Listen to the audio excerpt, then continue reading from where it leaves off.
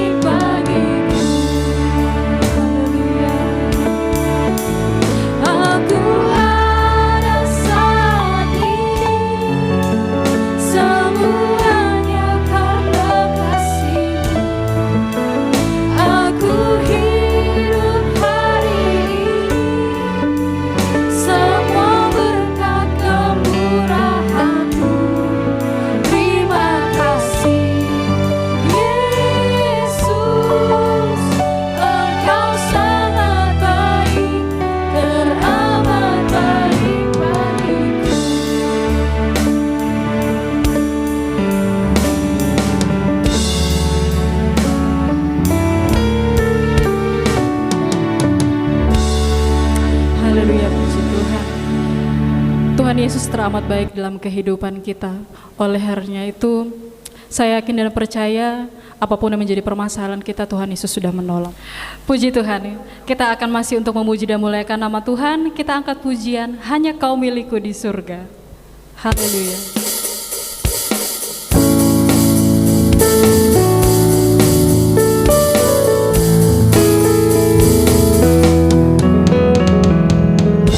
Hanya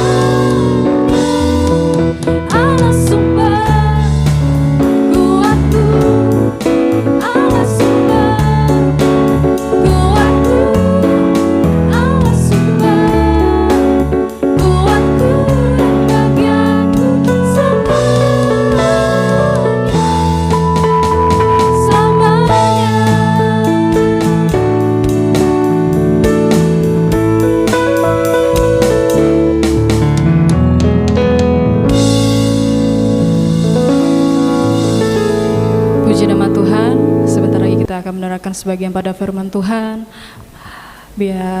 Mari sama-sama kita tiba saatnya kita akan mendengarkan sebagian pada firman Tuhan. Kita siapkan hati dan jiwa kita untuk mendengarkan sebagian firman Tuhan. Kita angkat pujian, Bapa Kau setia, Bapa Kau mulia.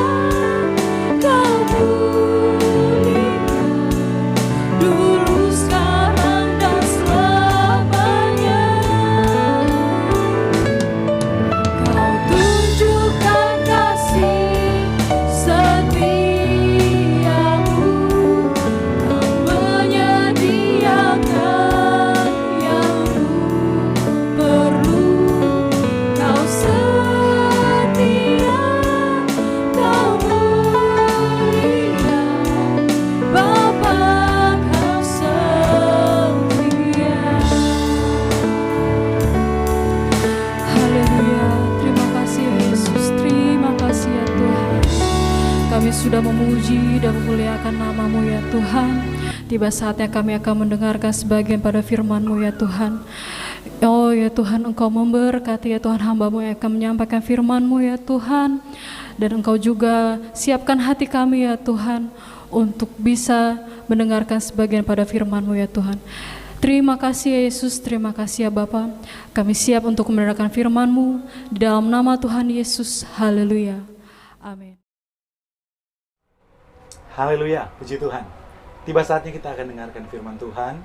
Dan mari pemuda remaja yang ada di rumah persiapkan diri, ambil posisi yang paling terbaik untuk kita dengarkan firman Tuhan. Kita mau berikan penghormatan buat firman Tuhan yang datang pada kita saat ini.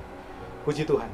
Firman Tuhan pada saat ini kita boleh lihat di dalam Yosua 24 ayatnya yang ke-15. Saya berikan tema firman Tuhan hari ini adalah tentukan pilihanmu. Puji Tuhan. Yosua 24 ayatnya yang ke-15. Firman Tuhan berkata demikian. Tetapi jika kamu anggap tidak baik untuk beribadah kepada Tuhan, pilihlah pada hari ini kepada siapa kamu akan beribadah. Allah yang kepadanya nenek moyangmu beribadah di seberang sungai Efrat, atau Allah orang Amori yang negerinya kamu diami ini. Tetapi aku dan seisi rumahku, kami akan beribadah kepada Tuhan. Puji Tuhan. Ini perkataan yang Yosua sampaikan kepada umat Israel, di mana ini ada di penghujung pasal dari kitab Yosua. Yosua menyuruh bangsa Israel untuk memilih. Silakan, mereka mau beribadah kepada siapa? Kepada Allah-Allah orang Amorika? Kepada Allah-Allah yang dimana mereka menyembah di sungai Efrat kah?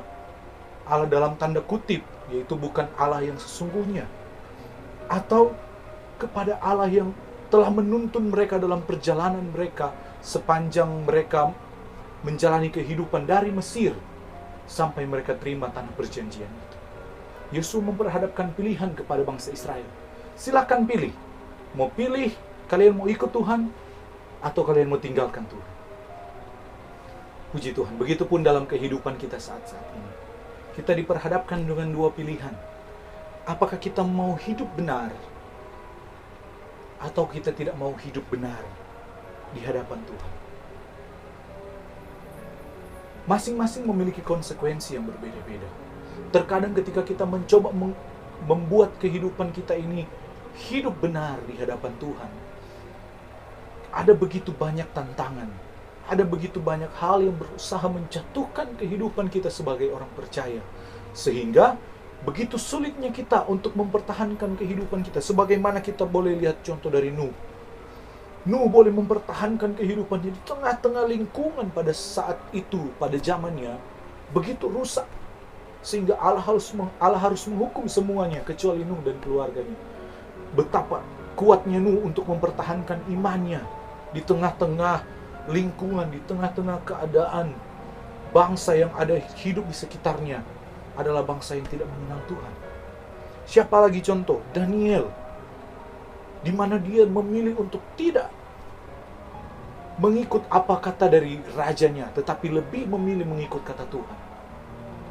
Begitupun teman-temannya Sadrak, Mesak, dan Abednego, mereka memilih untuk tidak menyembah patung dari raja tersebut. Mereka memilih untuk tetap menyembah Tuhan. Seringkali ketika kita mempertahankan kebenaran, seringkali ketika kita berusaha mencoba hidup benar di hadapan Tuhan, bukankah di sekitar kita itu lingkungan berusaha mempengaruhi kehidupan kita untuk sudahlah, sok-sok suci, nggak usah, nggak perlu, kita ini masih hidup di dunia, masih manusia, nikmati sajalah. Bukankah seperti itu? Terkadang mempunyai konsekuensi kita ini seperti orang-orang yang dikucilkan. Kata bahasa gaulnya kuper ya, seperti itu, kuper, kurang pergaulan. Padahal kita mencoba untuk hidup layak di hadapan Tuhan. Tetapi seperti itu, terkadang kedagingan ini memaksa kita untuk tinggalkan saja Tuhan. Terkadang kedagingan ini membuat kita untuk melupakan Tuhan. Memang kedagingan itu adalah sesuatu yang menyenangkan. Kedagingan itu adalah sesuatu yang menyukakan kehidupan manusia. Ya, karena kalau tidak ada dosa yang enak, maka tidak akan ada orang yang berdosa. Tapi karena dosa itu enak, banyak orang mau lakukan dosa. Ya, konsekuensinya ketika kita hidup benar di hadapan Allah, akan ada banyak orang yang mungkin tadinya bergaul sama kita, tapi karena kita sudah mulai mencoba untuk saya mau tinggalkan ini, saya mau tinggalkan ini, saya mau hidup benar di hadapan Tuhan. Mungkin mereka mulai meninggalkan kehidupan kita. Tetapi Anda berada di jalan yang tepat. Dan konsekuensi kalau kita hidup tidak benar, atau kita hidup secara dunia, secara apa yang dunia inginkan, atau secara daging kehidupan kita, ada juga konsekuensinya. Memang itu benar-benar memuaskan. Oh, saya menikmati dosa, saya menikmati masa muda saya. Memang tidak salah. Tetapi hidup tidak benar ada ujungnya, yaitu kebinasaan. Kita tahu itu sama-sama bahwa orang yang hidupnya tidak benar, tidak berkenan di hadapan Tuhan, dia tidak akan diselamatkan. Kita lihat, saya ambil contoh jemaat di Laodikia dalam kitab Wahyu. Jemaat di Laodikia ini, mereka adalah jemaat yang suam-suam kuku. Artinya mereka tidak panas dan tidak dingin. Wahyu 3 ayat 15 bilang begini, "Aku tahu segala pekerjaanmu, engkau tidak dingin dan tidak panas. Alangkah baiknya jika engkau dingin atau panas." Ayat 16 bilang begini, "Jadi karena engkau suam-suam kuku dan tidak dingin atau panas, aku akan memuntahkan engkau dari mulutku." Ini perkataan Tuhan sendiri kepada jemaat di Laodikia. Jadi kita mau pilih apa? Kalau kita mau panas, panas sekalian. Kalau kita mau dingin, dingin sekalian. Jangan sekali-kali jadi suam-suam kuku. Artinya begini, teman-teman. Kalau kita mau hidup benar, kalau kita bilang kita ini orang Kristen, mari kita hidup sebagai orang Kristen yang sungguh-sungguh di hadapan Tuhan. Kita lakukan setiap kebenaran firman Tuhan. Kita lakukan apa yang Tuhan mau dalam kehidupan kita. Tetapi, kalau kita masih mau hidup di dalam dosa, kalau kita masih mau hidup di dalam pergaulan dunia untuk memuaskan daging ini, lebih baik jangan. Percuma jadi orang Kristen.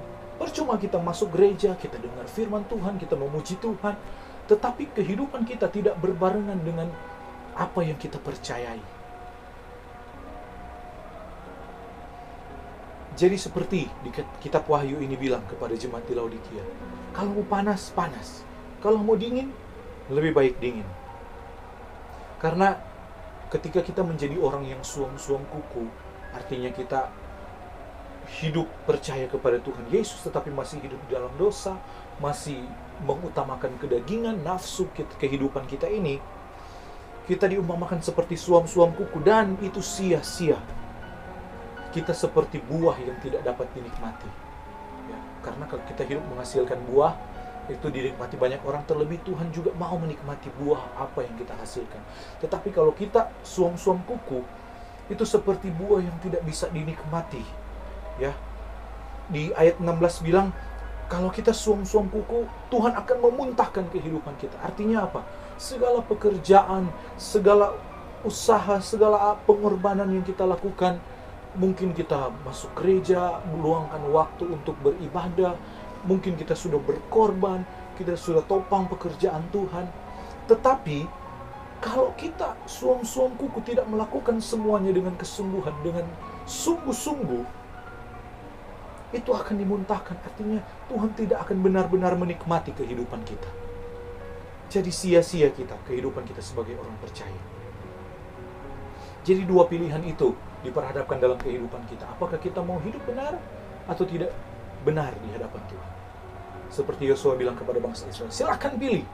Mau hidup kepada ilah-ilah lain atau mau ikut dengan saya. Hidup kepada Allah, beribadah kepada Allah. Dan puji Tuhan, firman Tuhan memberikan jawaban dalam kehidupan kita. Kita lihat di dalam Ulangan 30 ayat 19, ini seharusnya pilihan yang harus kita ambil. Ulangan 30 ayat 19, bahwa pada hari ini juga aku mengambil langit dan bumi, akan saksi atas kamu, dari hal aku telah menghadapkan kepada matamu, baik kehidupan, baik kematian, baik berkat, baik kutuk. Maka sebab itu pilihlah olehmu akan kehidupan itu. Perhatikan, supaya boleh kamu hidup, yaitu baik kamu, baik segala anak buahmu. Ini dalam terjemahan lama. Ulangan 30 ayat yang ke-20 selanjutnya, dengan mengasihi Tuhan Allahmu, mendengarkan suaranya dan berpaut padanya.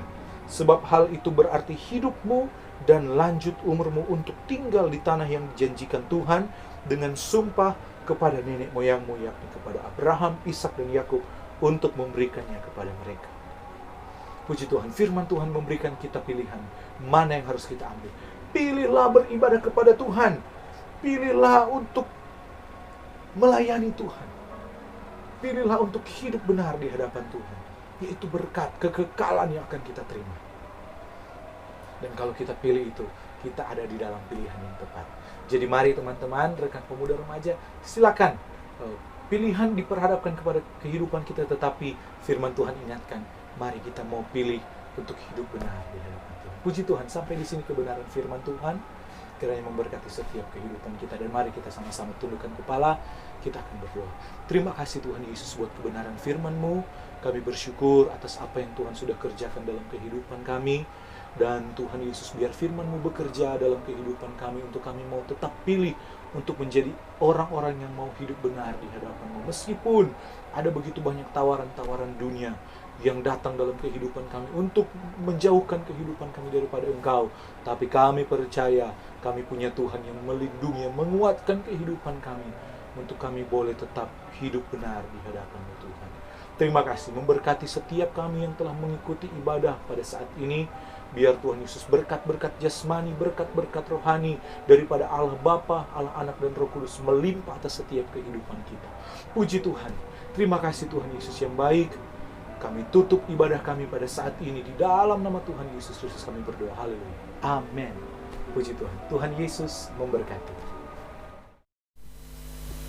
Haleluya, puji Tuhan. Kita sudah selesai beribadah pada hari ini. Saya yakin dan percaya kita sama-sama diberkati oleh ibadah ini.